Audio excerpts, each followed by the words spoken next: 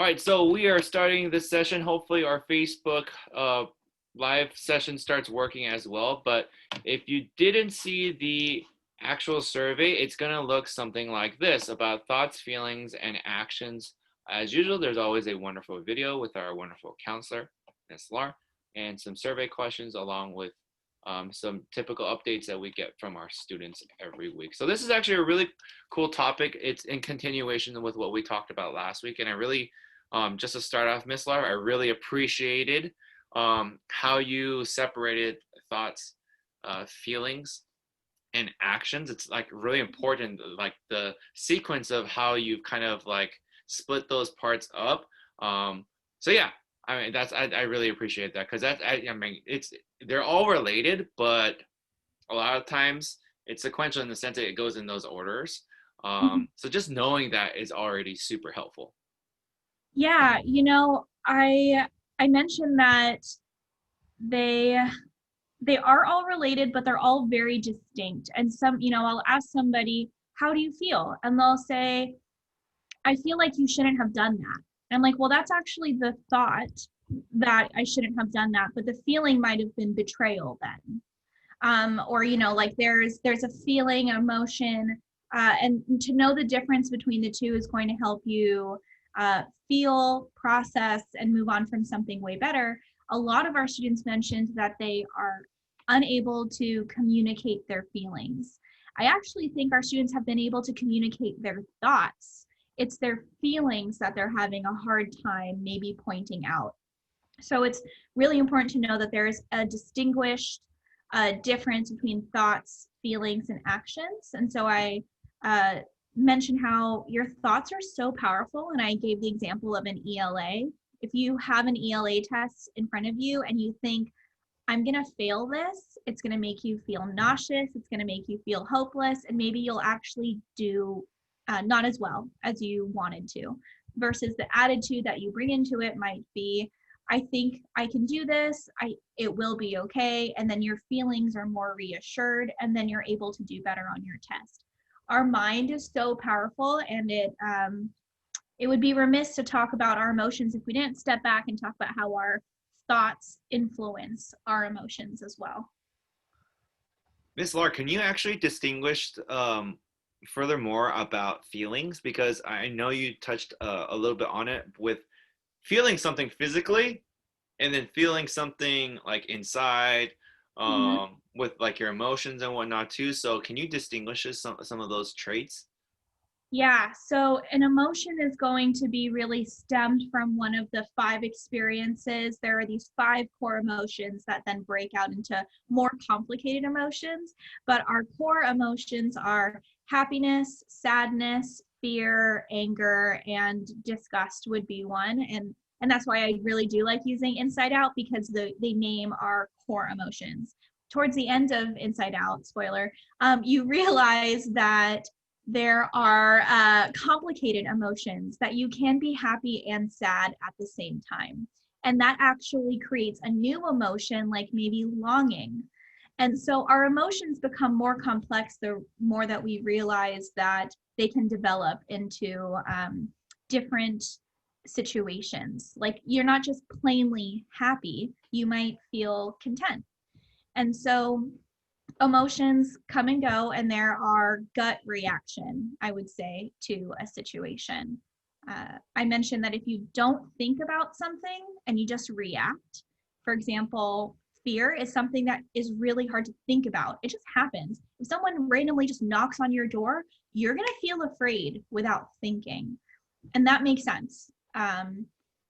The thing that we need to learn how to create more space between something is actually anger. So many of our students reported that anger is the number one emotion that they cannot control and they go straight to without thinking.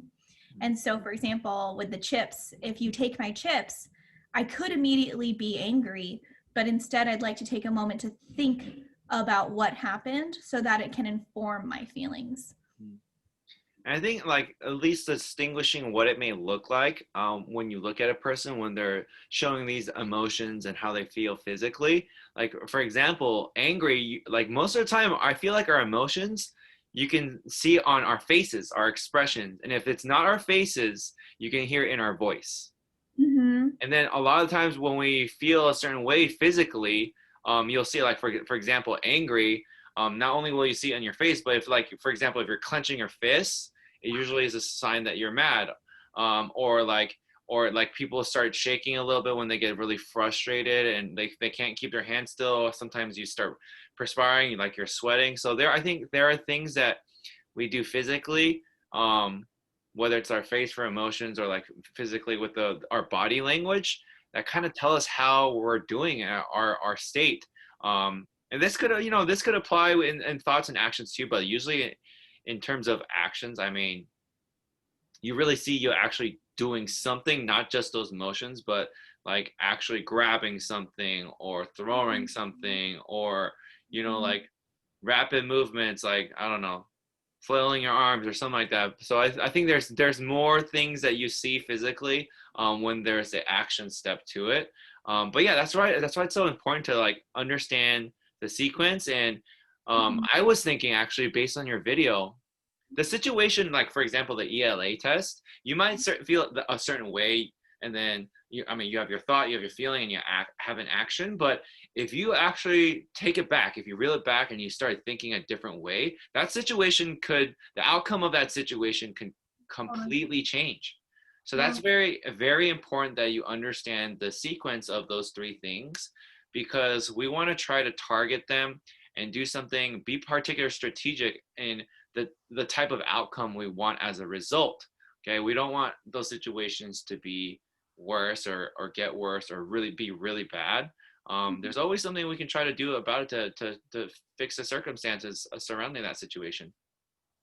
Yeah, I think when you take a moment to choose your thoughts in regard, in response to a situation, I think it's going to help greatly, just because with parents, for example, say you are studying and you are stressed and you have a lot of work to do, and that's the moment that your dad asks you to take out the trash. If you're feeling overwhelmed, then what you need to do to separate that situation from that immediate feeling of, I'm annoyed, stop, I'm stressed, like that is really acting out of an emotion without that thought process in between. And so if you're feeling stressed, you're stressed, your dad asks you to take out the trash, then what you could do is take a deep breath, which is going to slow your mind and your body down. And then you can choose to say, like, I have a lot of homework to do, I can do it later. The feeling is maybe more calm. Maybe, you want to communicate that to your parent, like, I'm really stressed right now, can I do this later? Instead of that kind of snap reaction where you end up saying things or doing things that you can't really take back later when done with anger.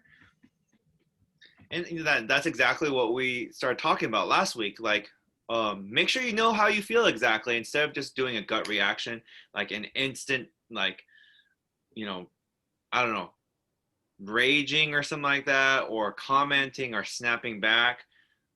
Why don't you take the time to process, okay? Find out what you're thinking mentally, how you're feeling emotionally and physically. Assess that, like examine yourself, and then come up with things that you can counteract. Like, you have to have a plan of attack that's going to actually get the results you want, or should get, for the benefit of yourself and everyone around you, or those parties that are involved. So I think we really just got, when something happens, we just got to take a step back, think about it, process it. And I think one of the things I brought up last week was to actually jot it down, write it down, and journal it real quick, or just like make a bullet point, like, okay, this is how I feel, this is why I feel that way, and then, okay, what's probably the best thing I should do. And some of those decisions are really hard. Sometimes we want to do things or say things we don't want to say or do, but if it means you're getting a positive result, not a negative result, hopefully you're not trying to get those negative results, but those positive results, then you're going to do whatever you can. Sometimes it is sacrificial, but at the end of the day, those end results are totally worth it, rather than a situation that could potentially get worse or just be really bad, like I said before. Yeah, you make a really good point that if you can't, for whatever reason, or you're having a really difficult time taking space between something happening and creating that thought, the best thing that you could do, at least after, is to have some reflection, which is what you're saying. If you sit down and you kind of think back on what happened, all of our, not all, but such a high majority of our students that reported that they have lost control of their anger, and they've said or done something that they regretted. I asked them, like, how did they feel after? So many of our students said, I wish I hadn't done or said that thing. It actually ended up hurting my family or my friends. I wish that I could have gone back and controlled myself at that time. That kind of reflection is going to help you plan for how you want to do better in the future. Nobody wants to feel guilty, bad, miserable, like they're a bad daughter, bad son. Nobody wants to feel that way. And so if you're feeling like, wow, the things that I'm doing are out of control, if you're thinking, if you're thinking that you are feeling out of control and you don't know what to do, then the least you can do is begin to reflect and plan so that you aren't miserable later, feeling bad about yourself. You're trying to do something that will not only better yourself, but better your relationships, because all of our emotions are going to affect our relationships. And I think another thing that really comes to mind right now too, if it's a requirement, Miss Laura, to have the sequence of those three things in that specific order: thought, feeling, and action. And sometimes I think, in honesty, I mean, ideally it would fall in that order, but it doesn't always cleanly come in that order. So for example, like, I'll be very honest, having lost my dad and just like being depressed at times, I get caught up in so much of my thinking, or my hair actually right now. But sometimes we get lost in our thoughts. We think about so many things, so much is going on in my head. And I think for me, maybe a lot of our students are the same way, but I feel like it is true. A lot of our students, they really, really care for their moms, especially in a different way. And having only my mom around, I was way more protective, way more sensitive about her. And I think after my dad passed away, I was scared for my mom's safety all the time. Even though everything was fine, I was always afraid something would happen to her. And it was so bad when I was younger. Like, even before my dad passed away, as a kid, I would like make sure at night that my parents were breathing. So I would look at their chest, that they're inhaling and exhaling. That's how afraid I was. And it just was worse when he passed away when I was a teenager. So like sometimes we get caught in our thoughts, and for me to counteract that, I had to take an action. So my action was to get involved with team sports, with volunteering with like kids camps and stuff like that. Or even just going on a walk or something active for me. I like, whether it's hiking, something outdoors. So for me, that action helped me to kind of like not get lost in my thoughts. And because I was multitasking in a way, I was able to like pinpoint on just one road, like some of the thoughts I wanted to really tackle one at a time. But before, it felt like I had all these streets in front of me, and I was in some way I was trying to go down every street at the same time. It was just way too much. I couldn't do it. I don't have that many legs. I don't have the energy. I don't have time. It was just so overwhelming. So I think sometimes in those in peculiar situations, sometimes we got to mix it up, and it doesn't always have to be thought first. Sometimes we have to counteract by mixing it up with the feeling or actions that take place or take precedent. Yeah, you definitely bring up a good point that some people at different times in their life are all thoughts or all feelings. There are lots of times where people are just completely in their head around what's happened, preoccupied to the point that they don't let themselves feel scared. And so instead they push that away, and then they just go straight from thoughts to behavior. Like you're saying, I need to control my thoughts, so I'm going to go and do this thing that helps me control them, instead of sitting with the feeling and helping that process. And it could be the same thing with emotions. That's actually what I talk about more often, is that people skip the thinking and they go straight into an emotion. But you're right, there's absolutely situations and people that might be more thinking based, and that will typically come from a lot of anxiety or fear, we have a lot of students that tend to think a lot about their grades, think a lot about their assignments, to the point that they are so anxious, but they don't want to feel that anxiety. They want to push the feeling away. So instead, they go straight from thinking about failing or succeeding and straight into doing, just like constantly doing the work. And so there can be an imbalance. There can be an imbalance between thoughts, feelings, and actions, especially when people alienate one of those process. Yeah. I mean, yeah, yeah, there's just a lot of different situations that our students obviously could be tackling. I mean, it's hard because I mean, we feel like we're stuck at home and whatnot. Sometimes we have a lot of time and space, honestly, to think about these things because we can't get out. We don't. I guess in a way because we have a lack of action. Like for example, the loss of action with like actually getting up early in the morning, getting yourself together, brushing your teeth, doing your hair, getting your uniform on, going to school, and like actually being in class and walking to each class, carrying our stuff. That's a loss of a lot of action. Like it's me too, like walking around campus, like printing stuff, getting my materials, and whatnot. But even though that may be a case, teachers and students, we should come up with a routine. I think a way to tackle as an advice from me is just to find a different routine every day that kind of mocks what you would do in a real setting for school. So again, I would still brush your teeth and do your hair and wear some decent clothes when you come to your Zoom meetings. That's for sure, I would say. And then other things like materials, like I would organize my things at home, honestly. So it's I have all my materials and resources I can use for class, or maybe something else I want to learn after school. Okay, I would actually organize to get myself busy.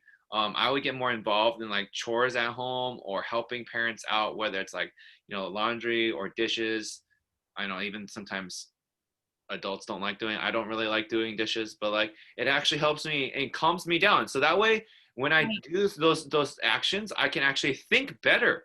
It calms me down, and then I feel as a reaction because I did rotated that cycle: action first, and then thought. Then I feel really good, and I feel like I'm accomplishing something at the end of the day. I've done all my work and so on and so forth. And then we've also really just like advocated for you guys, obviously to social distance, but go for a walk, go for a run. Okay. I mean, kick a soccer ball against the wall. I know it sounds kind of lonely, but like you're getting exercise and you're getting physical activity. Let's go shoot some hoops, throw a football, throw a frisbee, do some things with your family members, whether it's indoor exercises or outdoor exercises. So mix it up to try to get a good balance of all that. So you are thinking positively, you are feeling positively, and you're acting positively. Yeah, you're actually a very good segue into what we're going to be talking about next week. You're right that there is such a limit of healthy ways to express or move on from your feelings. Because if say that something was stressful at home and it made you anxious, that kind of space that you would be able to go to school and step away and be able to communicate with your friends, it's actually pretty limited. And so that the kinds of stuff that would make you feel better, like the actions that you would take in order to process your feelings of even feeling alone, how can you really change that right now? You can, of course, connect with people virtually, but it might not do the job around like whether we could have gone to school or something. And so our thoughts and our feelings, if you're thinking you've got a lot to do and you're feeling stressed and you have a limited availability of your teacher because we're virtual. That is a reality, that there are less actions that you might be able to do, but it doesn't mean that there's none. It doesn't mean that there isn't anything that you could do in order to choose a correct or healthy reaction for what you're feeling. So we'll definitely be talking about that next week, which is what coping skills are. It's how to get back to feeling calm in a productive and healthy way so that you don't make choices like hiding in your room all day, cussing out your sister. Like there are choices that you could make that could hurt your relationships and hurt yourself, or you could make better choices around how to deal with your feelings. And we're going to talk about that next week. Cool. Perfect. So students and even parents, if you can remind each other and yourselves to fill out that mental health survey, it goes out every week. Your homeroom teachers are posting it into their Google Classrooms. Please make sure to fill out every question. There are some questions that are not required as well, but the more information we gain as teachers and staff and your counselor especially, the more we can work with and find out what's going on and provide helpful suggestions to tackle those problems and give you potential solutions, okay? And again, that survey goes out every Wednesday morning, so make sure to look for it every Wednesday morning. If you are a parent or even a student that's interested in the general results that we receive as well, just make sure to reach out to your teachers and your homerooms too. I know some of you are curious how you can help your classmates or even your parents or your family, friends, and whatnot. So please reach out. Again, we always say, if you are feeling like you're alone or lost or really down, don't put yourself in a corner. Make sure to reach out to your teachers, Miss Lar, our counselor. Otherwise, we'll make sure to direct you to a wonderful resource that can be useful for you. Anything else, Miss Lar? No, just looking forward to another Mental Health Wednesday next week as we wrap up really emotions, finishing talking about coping skills. Bears like boba too, by the way. Is that boba? Yeah, I haven't had it in a while, so I figured. All right, take care, everyone. Have a good week. Bye, Miss Lar.